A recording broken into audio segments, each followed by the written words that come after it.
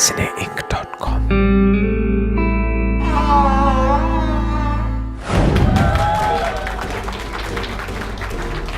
India is an intolerant country. Even it is very intolerant situation. People can't live here. India intolerant तब से है जब से पथरीबल fake encounter case हुआ था। क्या कंपनसेट किया जा सकता है पैसों से जानों को? एक मामले को लेकर इतना बड़ा मुद्दा खड़ा करना ये भी तो इंसाफ नहीं है। अगर हम लोग यहाँ पे खड़े होकर के इंडिया में एक गवर्नमेंट को क्रिटिसाइज कर रहे हैं, यही तो पहचान है हमारी democracy. India is a country where less number of intolerant cases have reported every year. न तेरा है न मेरा है, ये हिंदुस्तान सबका है। नहीं समझी गई ये बात तो नुकसान सबका है। नमस्कार, मैं हूँ इला काज़मी। क्या आपको भी लिखते या बोलते वक्त लगता है कि कहीं आपके एक लेख से या आपकी एक स्पीच से आप पर कोई कार्रवाई ना कर दी जाए? जी हाँ, आज हम बात कर रहे हैं क्या हमारा देश भारत एक असहनशील देश है। और इस मुद्दे पर बात करने के लिए मैं मौजूद हूँ MCRC के जर्नलिज्म डिपार्टमेंट में, और मेरे साथ पैनल में जुड़े हुए हैं अब्दुल हामिद, यास्मीन खान और मदिया और रज़ी। चलिए हम शुरू करते हैं हामिद से।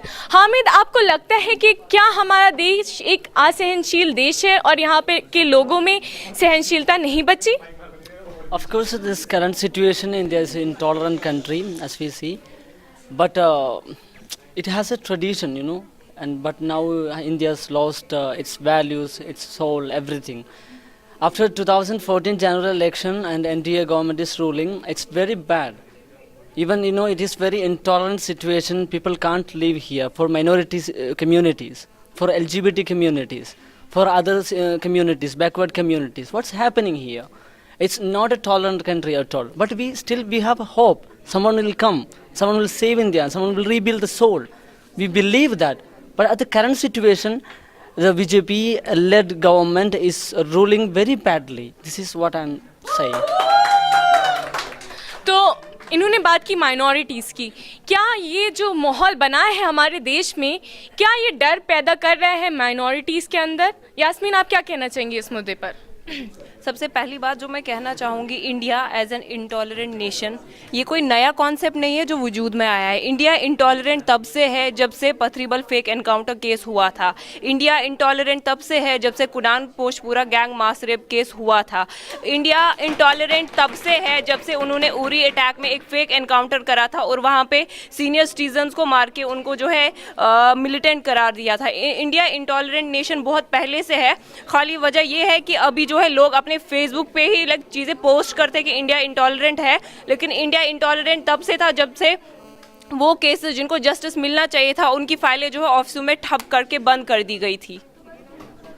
मदिया, आप इस बारे में क्या कहना चाहेंगी? आपको नहीं लगता कि ये सोशल मीडिया के द्वारा एक फैलाया हुआ मुद्दा है और लोगों के अंदर ये और ज़्यादा डर पैदा कर रहा है? देखिए, मुझे लगता है कि इंडिया एक ऐसी कंट्री है जहाँ 1.2 बिलियन पीपल रहते हैं, ठीक है, 1.2 बिलियन लोग रहते हैं और यहाँ 80% मेजॉरिटी हिंदू की है, ठीक है, हिंदू मेजॉरिटी है। और इसके बावजूद यहाँ पे India is a country where less number of intolerant cases have reported every year.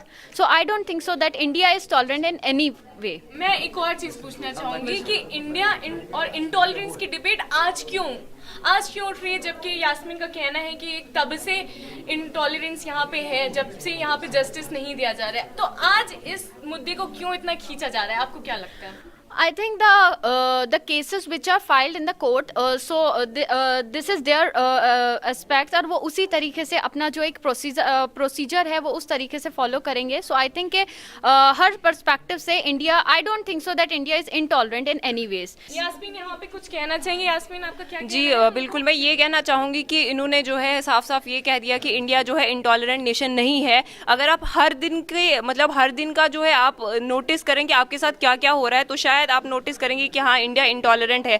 अगर मैं हिजाब पहन के किसी मीडिया ऑर्गेनाइजेशन में जाती हूँ और वहाँ पे उनसे कहती हूँ कि मुझे इस ऑर्गेनाइजेशन में काम करना है, तो सबसे पहला जवाब उनसे ये मिलता है कि आपको अपना हिजाब रिमूव करना पड़ेगा।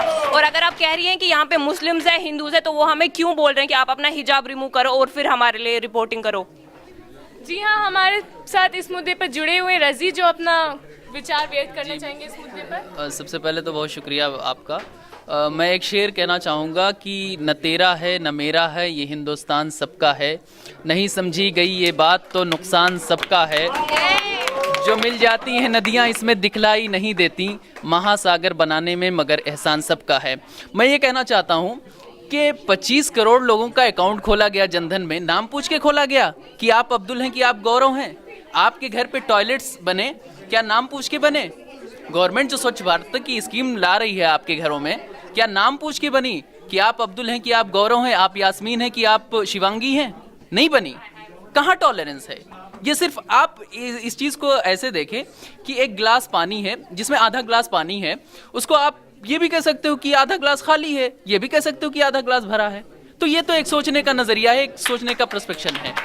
जी, हमारे साथ जुड़े हुए हैं फिबिल। पहले हम उनसे बात करते हैं कि इनटॉलरेंस के मुद्दे पे उनको क्या लगता है कि ये आज शुरू हुआ या पहले की गवर्नमेंट में भी था। हम आज की गवर्नमेंट को ब्लेम कर देते हैं लेकिन ये पहले से ही चला आ रहा है। आपको क्या लगता है कि इसके लिए कौन जिम्मेदार है? I won't say that it just happened just now, but the move for this move, like to be intolerant, and intolerant India has been like coming from far back. It's not just yesterday's or day before yesterday. And also, I'd like to light up on the points she has been mentioning about 80% is Hindus in India. They have actually included all the Dalits and all the many other minorities within that. SC, ST, everything is included in that. That's a big point. That's a big like majority in that. So we cannot just take it like we have 80% and the rest is considered that. That's not justice. That won't be considered as tolerant. Okay, Yasmin has to say something on your point. हम जब census की बात करते हैं या खुद से जो है कोई रेशियो वगैरह हम लोग बनाते हैं, तो इवन हमारी जो प्राइम मिनिस्टर महबूबा मुफ्ती है, आई मीन सीएम है, उन्होंने भी जो है ये चीज़ कहा था कि कश्मीर में 95% लोग ऐसे हैं जिन्होंने जो है वोट दिया था और 5% वो है जो आज़ादी चाहते हैं। लेकिन जब इलेक्शंस हुए तो इस चीज़ का टोटली ऑपोजिट हुआ, खाली 5% ऐसे लोग हैं जिन्होंने वोट दिया। और दूसरी बात मैं आपसे कहना चाहूँगी कि फैंसी शेर व शायरी से चीज़ें बदलती नहीं है। अगर आप लोगों में चाहे यास्मीन है, चाहे शिवांगी है, चाहे कोई भी, आप उनको एक गैस सिलेंडर देंगे या राशन का कार्ड देंगे, उससे चीज़ें बदलने वाली नहीं है। अगर फॉर एग्जांपल किसी इंशा का ही केस हम ले लें, उसकी आंखों की बीनाई चली गई, आप उसको एक गैस का सिलेंडर देंगे तो like what would she do of that? Like क्या मिलता है उससे? एक गैस का सिलेंडर देने से आप लाइक लोगों को पैसा दोगे तो उससे उनकी लाइफ वापस नहीं आएगी, उनकी जानें वापस नहीं आएंगी। यास्मीन का पॉइंट बहुत वैलिड है कि क्या कंपनसेट किया जा सकता है पैसों से जानों को? इंसान की जिंदगियां जा रही हैं, लोग मारे जा रहे हैं यहाँ पर। नहीं, मैंने ये बिल्कुल नहीं कहा कि कंपनसेट किया जा सकता है। मैं ये कह रहा हूँ कि सिर्फ एक मामले को लेकर इतना बड़ा मुद्दा खड़ा करना ये भी तो इंसाफ नहीं है। एक सवा सौ करोड़ लोग यहाँ पे रह रहे हैं, ठीक है। आप अपने घर में ही देखिए कि अगर आपके घर में खाना बना है, 5 लोग हैं, तो ज़रूरी नहीं कि सबकी मनपसंद का खाना बने, ज़रूरी नहीं है। तो अगर इतना बड़ा मुल्क है तो थोड़ी बहुत चीज़ें तो आपको करनी पड़ेंगी। और आप कितने भी, और ज़रूरी ये भी नहीं कि किसी और मतलब कोई ऐसे बीफ खाने चाहते हो तो वो को खाने भी देना चाहिए, उनको मना भी नहीं करना चाहिए। इंडिया एक लार्जेस्ट और एक ओल्डेस्ट डेमोक्रेटिक कंट्री है, ठीक है। और द थिंग इज कि जैसे हम और कंट्रीज में देख रहे हैं, जैसे अफगानिस्तान है, इराक है, कैसे यूएसए बॉम्ब अटैक कर रहा है उसके ऊपर openly. So our leaders are like a brake and like a wall between us and the countries और the people who are just there to attack us. So I think that our leaders are doing good work. I don't think so there is intolerance in any way. Yasmin, मेरे एक सवाल है आपसे कि आपने बोला कि यहाँ पे गवर्नमेंट इतना नहीं करे, तो मेरा सिर्फ आपसे एक पर्सनल सवाल है कि इंडिया में माइनॉरिटीज़ के लिए रिजर्वेशन है, कश्मीरीज़ के लिए रिजर्वेशन है, क्या अगर हम बात करें पाकिस्तान की या दूसरी कंट्री में, पाकिस्तान में क्या वहाँ जो माइनॉरिटी में यानी कि हिंदू, उनके लिए कोई रिजर्वेशन है?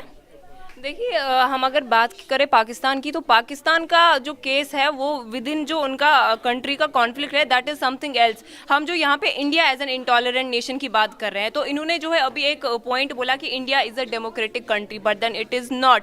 तो आप लोग यहाँ पे रिपब्लिक डे मनाते हो, हम लोग कश्मीर में तब हमारे कश्मीर में तब कर्फ्यू होता है। आप लोग यहाँ पे डिजिटल इंडिया की बात करते हो, हमारे यहाँ तब इंटरनेट बैन होता है। This is not democratic at all. Like, I don't call it a democratic country. Yeah, you know, in India, many of the minority communities and like Kashmiris, they are being, they are neglected, they are negated everywhere. You know, and according to the socio-political circumstances that we have been enjoying, it's very much very bad situation that we have लेकिन enjoying. यहाँ पे हम एक चीज़ और जोड़ना चाहेंगे कि अगर हम लोग यहाँ पे खड़े होकर के इंडिया में एक गवर्नमेंट को क्रिटिसाइज कर रहे हैं, यही तो पहचान है हमारी डेमोक्रेसी की। लेकिन अगर हम बात करते हैं मदिया से कि क्या सच में इसका कोई सल्यूशन है, जैसे कि मेरी फ्रेंड यास्मीन ने कहा कि कश्मीर में ऐसा ऐसा होता है, जब हम रिपब्लिक डे बनाते हैं तो वहाँ पे कर्फ्यू लगाया जाता है, जब हम डिजिटल इंडिया की बात करते हैं तो वहाँ पे इंटरनेट कनेक्शन बैन कर दिए जाते हैं।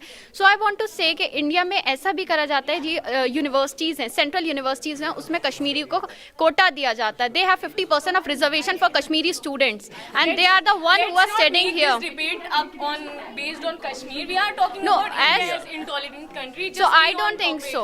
So I don't think so. India is just thinking of all the religions and of all the people.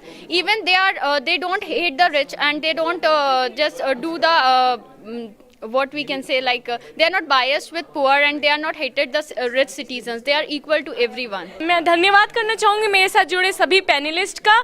जी हाँ, इन्होंने काफ़ी सहनशीलता के साथ ये डिबेट करी और मुझे उम्मीद है कि आप भी इसको सुनने के बाद कोई लड़ाई या झगड़ा नहीं करेंगे। और धन्यवाद। मैं हूँ इला काज़मी।